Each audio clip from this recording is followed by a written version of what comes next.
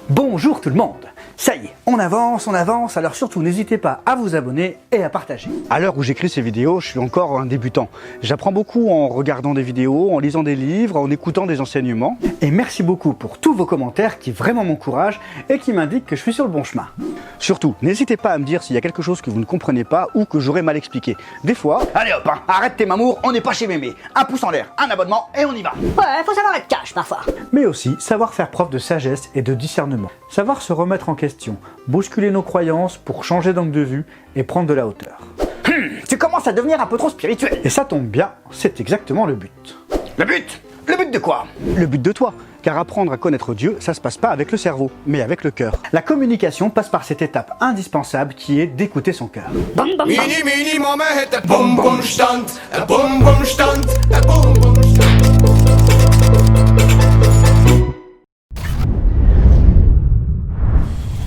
Alors, comment reconnaître que Dieu te parle alors que tu ne sais même pas comment discuter avec lui? Eh bien, en fait, il s'est déjà présenté à toi, mais tu ne l'as pas reconnu.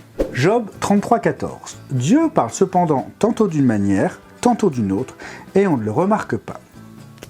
Ouais, mais t'es gentil, toi. Le monde spirituel, tout ça, moi, ça me parle pas. Je vois la terre, le monde, mais j'ai encore jamais vu d'esprit, d'ange ou d'apparition divine.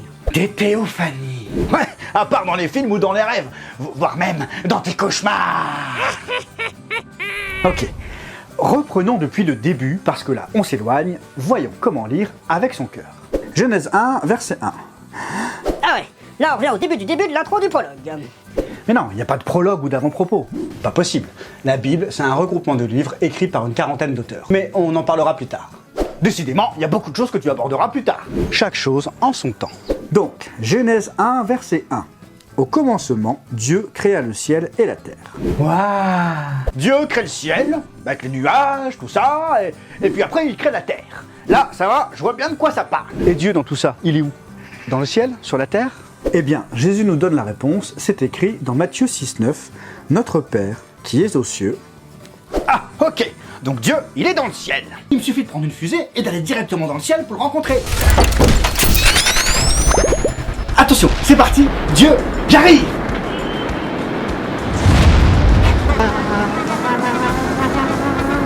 Donc là, j'ai passé les premiers nuages et j'ai toujours pas croisé Dieu.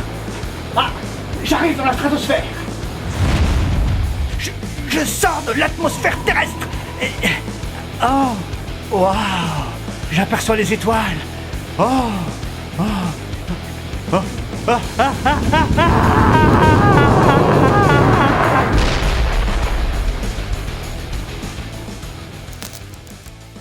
Bon bah j'ai tout traversé et j'ai toujours pas croisé Dieu.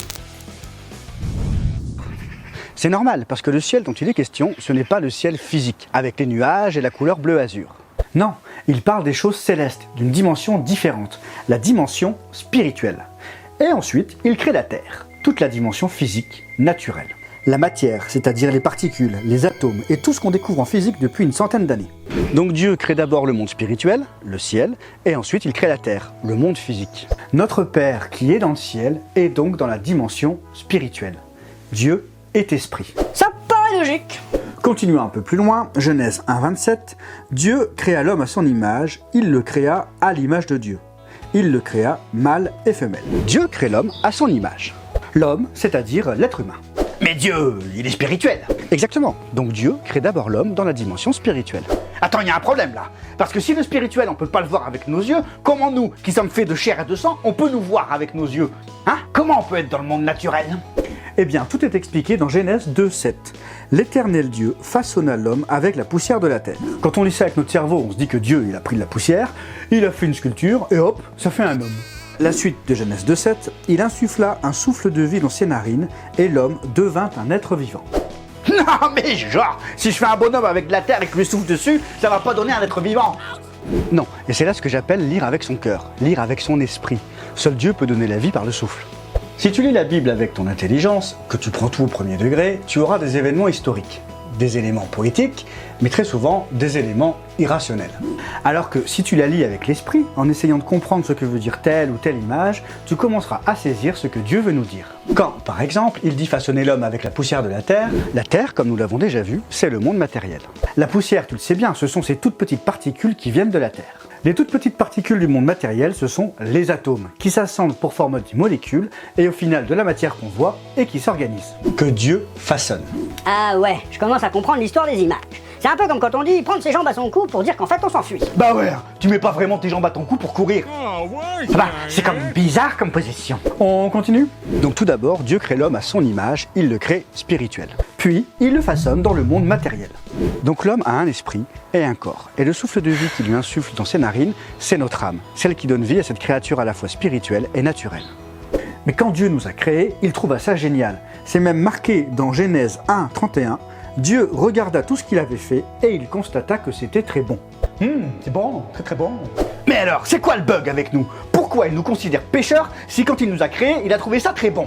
Adam et Ève avaient un libre arbitre, comme nous, et ils ont choisi de désobéir à Dieu. Ils n'ont pas écouté ses recommandations.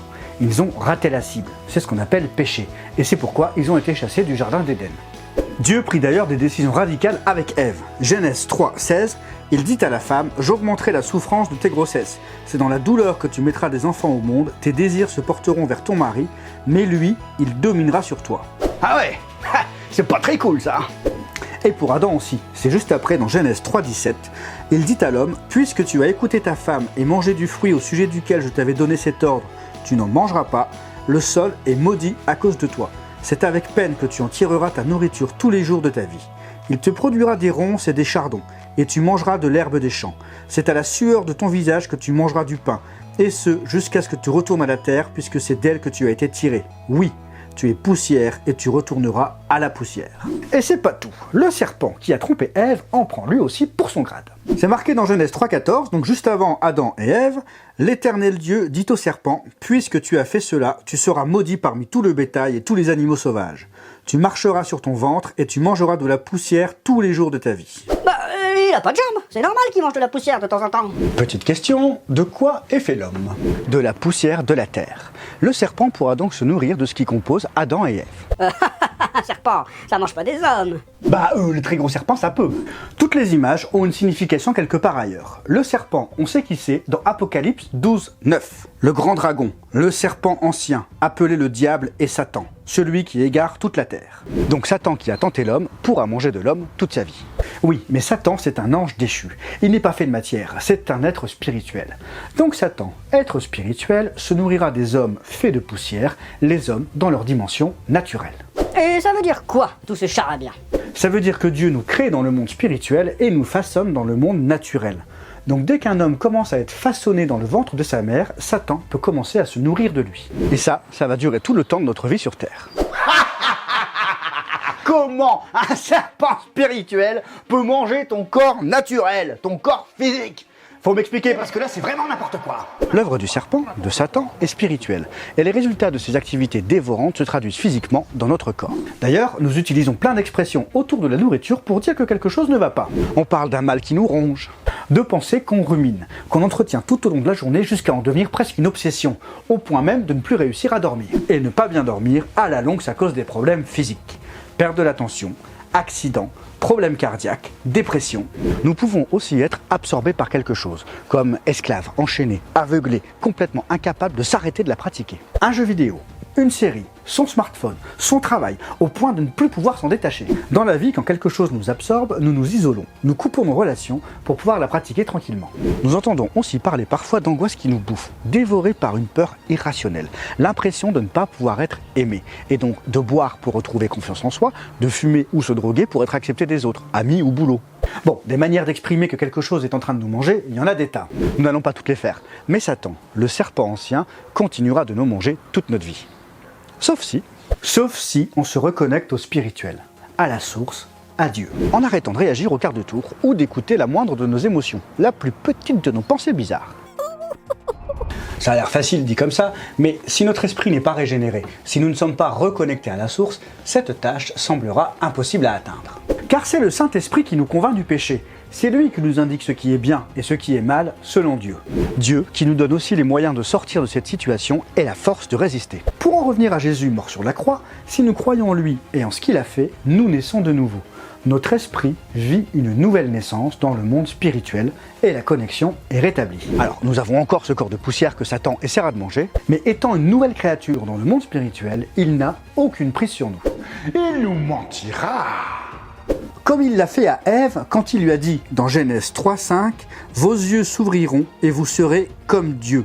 Vous connaîtrez le bien et le mal. » Mais Ève a été créée à l'image de Dieu. Elle était déjà comme Dieu. C'est son orgueil et celui d'Adam qui ont fait qu'ils ont écouté le serpent. Lui qui nous tente à chaque occasion de sortir du chemin que Dieu a prévu. Mais la vérité, c'est qu'il n'a plus aucune autorité sur nous. Nous ne sommes plus vivants dans la poussière, mais vivants dans l'esprit. Nous ne sommes plus une nourriture pour lui, sauf si nous le lui autorisons. C'est pourquoi Paul dira dans sa lettre aux Éphésiens, chapitre 6, verset 11, « Afin de pouvoir tenir ferme contre les manœuvres du diable, revêtez-vous de toute l'armure de Dieu. » Oh, une armure comme Iron Man. Non, une armure comme Adonai. Adonai, c'est l'un des noms de Dieu qui veut dire Seigneur. Waouh, on l'achète où cette armure? Non, elle ne s'achète pas, c'est une armure spirituelle pour résister aux attaques spirituelles. Nous verrons ça un peu plus tard. En attendant, avez-vous déjà ouvert une Bible et essayé de la lire avec le cœur? Faites le test une fois et demandez à Dieu ce qu'il veut vous dire. Puis commencez à lire un premier chapitre et soyez attentifs. Certains mots, certaines phrases vont vous parler. Un livre qui parle. C'est une image. On dit que la Bible est une parole vivante. Bon, alors tout ne vous parlera pas tout de suite, mais demandez-vous comment mettre en pratique dans votre vie de tous les jours ces versets qui vous parlent. Comment appliquer ce que Dieu attend de toi? Et que te propose-t-il pour que tu arrêtes de te faire manger par le serpent?